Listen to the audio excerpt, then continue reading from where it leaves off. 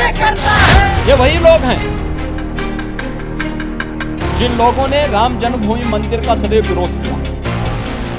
ये वही संभल हिंसा पर न्यायिक आयोग की रिपोर्ट ने सपा की बढ़ाई मुश्किलें। रिपोर्ट में सपा सांसद जियाउर रहमान वर्क और सुहेल इकबाल की भूमिका पर उठे गंभीर सवाल।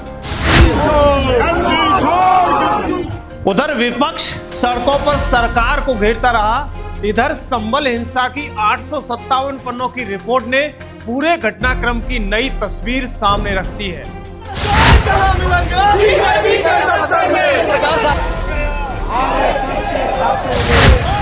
एक भी गिरफ्तारी बिना साक्ष्य के नहीं हो रही है। याद रखना, जिसने भी पत्थरबाजी की, एक भी बचने वाला तो नहीं है। जिसने भी भीड़ को बरगलाया, उसका हिसाब किताब होगा।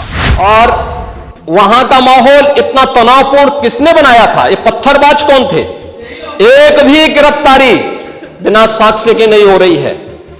और याद रखना, जिसने पत्थरबाजी की होगी, जिसने माहौल खराब किया होगा, उसमें एक भी बचने वाला भी नहीं है। दर्शकों, दंगों की आग किसने भड़काई, अफवाह किसने फैलाई और भीड़ को सड़कों पर कौन लाया? 24 नवंबर की हिंसा, 857 पन्नों की रिपोर्ट और अब एक एक किरदार पर उठे सवाल।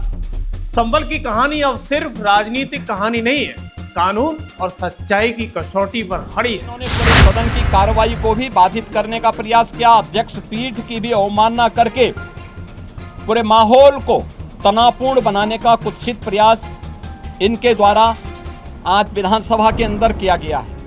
नमस्कार, मैं योगेश कांत हूं और आप खबर एक्सपर्ट देख रहे हैं। दर्शकों, आपको याद होगा 24 नवंबर 2024 ये वही तारीख थी जब संभल की सड़कों पर हिंसा, आगजनी और यानी जो पत्थरबाजी हुई, उसने पूरे उत्तर प्रदेश को झकझोर दिया था। उस समय कई तरह के आरोप प्रत्यारोप लग रहे थे और घटनाक्रम को लेकर अलग अलग दावे किए जा रहे थे। लेकिन अब न्यायिक जांच आयोग की 857 पन्ना की विस्तृत रिपोर्ट सामने आने के बाद पूरे घटनाक्रम की नई तस्वीर उभरकर सामने आई है। दर्शकों, आयोग की रिपोर्ट के अनुसार यह हिंसा एक सुनियोजित साजिश का परिणाम थी। रिपोर्ट में दावा किया गया है कि इस पूरे घटनाक्रम में समाजवादी पार्टी के सांसद जियाउर रहमान वर्क और सपा विधायक इकबाल महसूद के बेटे सुहेल इकबाल की भूमिका जांच के दौरान सामने आई है। अब इस रिपोर्ट के सार्वजनिक होने के बाद राजनीतिक और कानूनी दोनों स्तरों पर नई नई बहस शुरू हो गई है। दर्शकों, इस पूरे मामले की जांच के लिए सेवानिवृत्त न्यायाधीश अमित मोहन प्रसाद की अध्यक्षता में न्यायिक आयोग बनाया गया था। आयोग में पूर्व डीजीपी AK जैन भी सदस्य थे। आयोग ने महीनों तक गवाहों के बयान दर्ज किए, दस्तावेजों की जांच की और उसके बाद अपनी रिपोर्ट सरकार को सौंप दी। रिपोर्ट के अनुसार हिंसा अचानक नहीं हुई, बल्कि उससे पहले माहौल बनाया गया।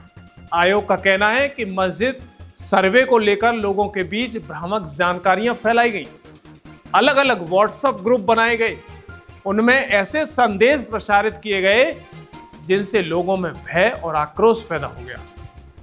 रिपोर्ट में यह भी दावा किया गया है कि सर्वे वाले दिन बड़ी संख्या में लोगों को एकत्रित किया गया। आयोग के अनुसार विभिन्न इलाकों में सभाएं और नारेबाजी हुई, जिससे माहौल और अधिक तनावपूर्ण होता गया। यानी दर्शकों, जामा मस्जिद बनाम हरिहर मंदिर विवाद में 24 नवंबर 2024 को सर्वे के दौरान संभल जल उठा था। इसकी जांच रिपोर्ट बुधवार यानी 5 जुलाई 2026 को उत्तर प्रदेश विधानसभा में पेश की गई। जानकारी के मुताबिक इसमें कहा गया कि सर्वे को लेकर मुस्लिमों में गलत सूचना फैलाई गई। रिपोर्ट में कहा गया है कि जिन गोलियों से मौतें हुई वो पुलिस ने नहीं चलाई थी, बल्कि पुलिस के हथियार लूटने की कोशिश की गई। आयोग ने हिंसा और आगजनी की घटना पर तत्परता से काबू पाने के लिए जिला प्रशासन की तारीफ की है। रिपोर्ट में हिंसा के लिए प्रमुख रूप से सपा सांसद जियाउर रहमान वर्क यानी संभल विधायक पुत्र सुहेल इकबाल था। इसके अलावा इंतजामिया कमेटी जामा मस्जिद संभल के सदर जफर अली, एडवोकेट कासिम जमाल थे। इंतजामिया कमेटी के सचिव मसूद अली फारूकी एडवोकेट, इंतजामिया कमेटी के उप सदर लहदन खान और इंतजामिया समिति के अन्य सदस्यों ने मिलकर साजिश रची थी, ऐसा आयोग की रिपोर्ट में दावा किया जा रहा है। रिपोर्ट में यह भी कहा गया है कि इन लोगों ने 19 नवंबर 2024 को सिविल जज यानी सीनियर डिवीजन द्वारा पारित जामा मस्जिद सर्वे आदेश को लेकर नाराजगी थी। ये लोग मस्जिद की गतिविधियों में किसी भी तरह का हस्तक्षेप या पक्षपात नहीं चाहते थे। आयोग की रिपोर्ट में कुछ जनप्रतिनिधियों और स्थानीय लोगों की भूमिका पर भी सवाल उठाए गए हैं। रिपोर्ट में कहा गया है कि जांच के दौरान उनके खिलाफ ऐसे तथ्य सामने आए हैं जिनकी आगे कानूनी जांच और कार्रवाई की आवश्यकता है। रिपोर्ट के अनुसार हिंसक भीड़ ने पुलिस पर हमला किया, सरकारी वाहनों को नुकसान पहुंचाया और कई पुलिसकर्मी घायल। आयोग का कहना है कि हथियार छीनने और सरकारी संपत्ति को नुकसान पहुंचाने की भरपूर कोशिश की गई। आयोग की एक महत्वपूर्ण टिप्पणी ये भी है कि हिंसा का उद्देश्य केवल विरोध प्रदर्शन नहीं था, बल्कि धार्मिक ध्रुवीकरण का माहौल तैयार करना भी था। जांच के दायरे तमाम तरीके के सामने आ रहे हैं। रिपोर्ट के मुताबिक लोगों के बीच ये संदेश फैलाया गया कि मस्जिद खतरे में है। आयोग का निष्कर्ष है कि इसी तरह संदेशों ने बड़ी संख्या में लोगों को प्रभावित किया और स्थिति हिंसा में बदल गई। आयोग ने अपनी रिपोर्ट में सोशल मीडिया और डिजिटल प्लेटफॉर्म की भूमिका पर भी चिंता जताई है। रिपोर्ट के अनुसार अफवाहों और भ्रामक संदेशों ने हालत को और गंभीर बना दिया था। इसी कारण आयोग ने सरकार को सुझाव दिया है कि सोशल मीडिया की निगरानी मजबूत की जाए और संवेदनशील मामलों में अफवाह फैलाने वाले जो भी व्यक्ति हैं उन पर कार्रवाई की जाए। नहीं, देखिए, जो लोगों के नाम है उनका इन्वॉल्वमेंट निश्चित रूप से था, प्रत्यक्ष और अप्रत्यक्ष रूप से, और सदन में रखा जाना चाहिए था। और बस अभी चर्चा नहीं हुई। मेरी राय तो ये है कि उसमें गहनता से चर्चा भी होनी चाहिए, हर बिंदु पे चर्चा होनी चाहिए। नहीं, वो उस न्यायिक आयोग में 3 लोग थे। मिस्टर जस्टिस अरोड़ा जी उसके चेयरमैन थे, retire DGP mister AK Jain member थे, एक बहुत senior most IAS Amit Mohan Prasad उसके मेंबर। तीनों लोगों ने गहनता से जांच की है, स्थल निरीक्षण किया है और सभी लोगों को बुलाकर उनके बयान दर्ज किए हैं। तब वो इस निष्कर्ष पर पहुंचे, जिसमें सभी पक्षों को बुलाया गया है। मंदिर पक्ष को भी बुलाया गया है और तथाकथित मस्जिद पक्ष को भी बुलाया गया है और सभी के बयान लिए हैं। प्रशासनिक अधिकारियों के बयान लिए हैं। बिल्कुल, वो पुलिस के लिए पीछे पुलिस ने बहुत संयम बरता। पुलिस के ऊपर सीधे सीधे फायरिंग की, पत्थरबाजी की, जिसमें कई पुलिस व प्रशासनिक अधिकारी घायल हुए। रिपोर्ट में पुलिस गश्त बढ़ाने, खुफिया तंत्र को मजबूत करने और भविष्य में ऐसी घटना को रोकने के लिए प्रशासनिक सुझाव दिए गए।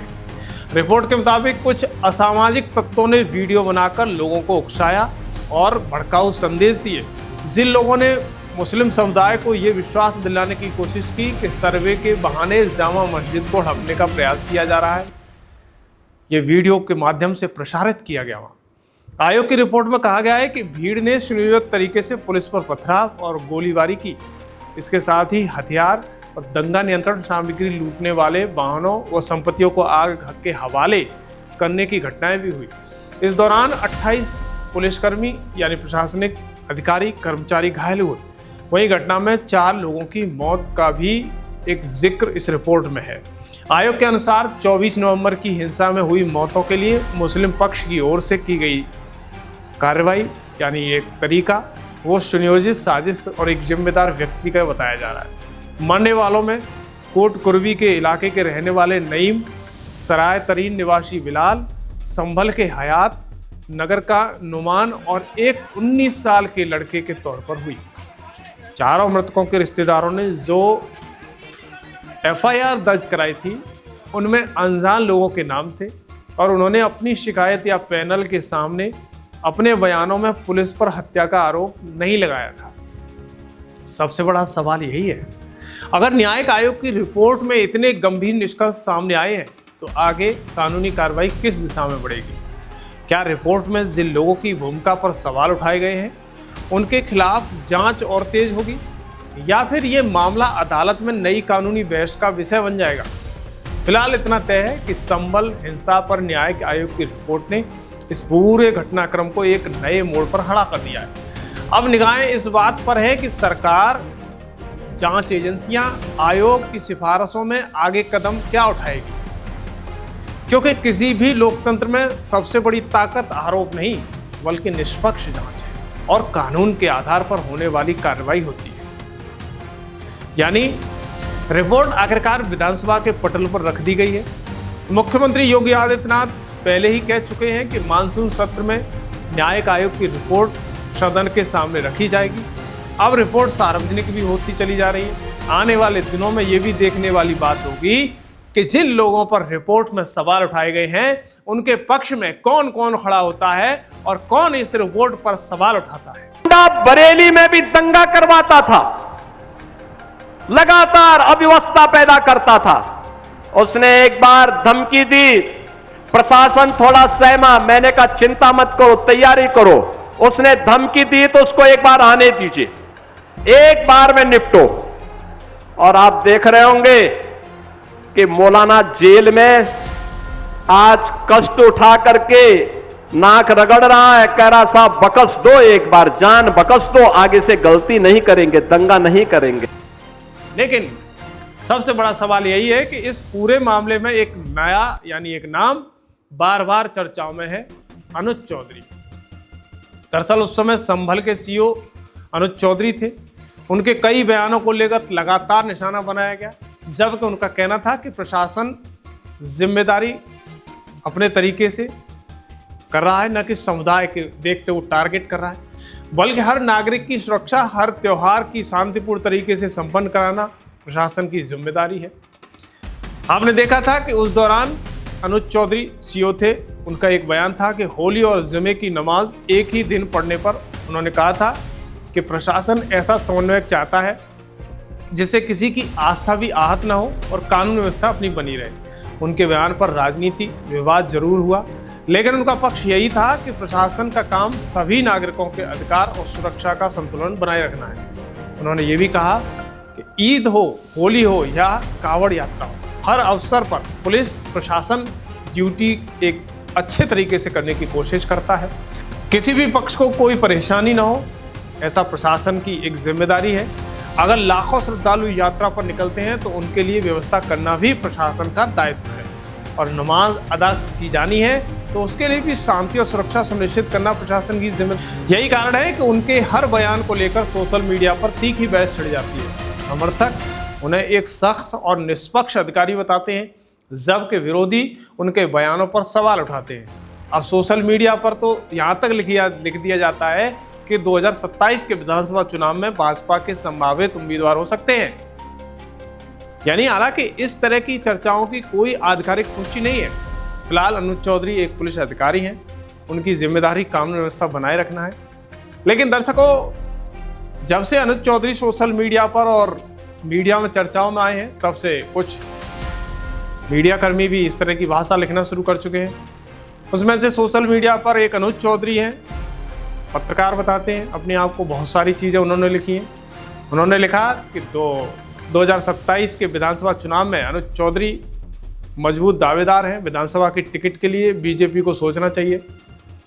वहीं एक और पत्रकार हैं, वो भी लिखते हैं, बिल्कुल सेम भाषा वही लिखते हैं, यानी कॉपी पेस्ट ऐसा ही हो जाता है। सोशल मीडिया पर कोई वायरल करता है, आपने देखा है कि सीएम योगी इस बात को भी कहते हैं कि कोई ट्वीट करता है, कोई वीडियो डालता है सोशल मीडिया पर, पता नहीं सही है या गलत है, लेकिन वीडियो प्रसारित किया जाता है। ऐसा ही पत्रकारों की भी होड़ लगी हुई है। पत्रकार अपने आप को बताते हैं, वीडियो आया कहीं से, कहीं पोस्ट कर दिया, पता नहीं कहाँ का वीडियो है, कैसा है, बस उन्हें पोस्ट करने से मतलब, व्यूअर्स आ रहे हैं, देख रहे हैं। तो ऐसे ही अनुज चौधरी पर एक ये पत्रकार और हैं, महान बाग, इनने भी वही भाषा लिखी। 2027 के विधानसभा चुनाव में अनुज चौधरी मजबूत दावेदार हैं, विधानसभा चुनाव टिकट के लिए बीजेपी को सोचना चाहिए। अभी सोचिएगा कि अगर कोई व्यक्ति दावेदारी करेगा तो आपसे पूछ के थोड़ी करेगा। और फिर अनुज चौधरी हैं, अब वो अधिकारी हैं, फिरोजाबाद में हैं, एक बार उनसे बात कर लो, क्या परेशानी है, आप पत्रकार हो। तो भाई मैं सभी दर्शकों से अनुरोध करना चाहूँगा कि जो कोई भी व्यक्ति सोशल मीडिया पर एक्टिव रहते हैं, पहले वीडियो या किसी भी टेक्स्ट का तथ्य, उसकी प्रामाणिकता अपने सामने देख लें, सही है या गलत है।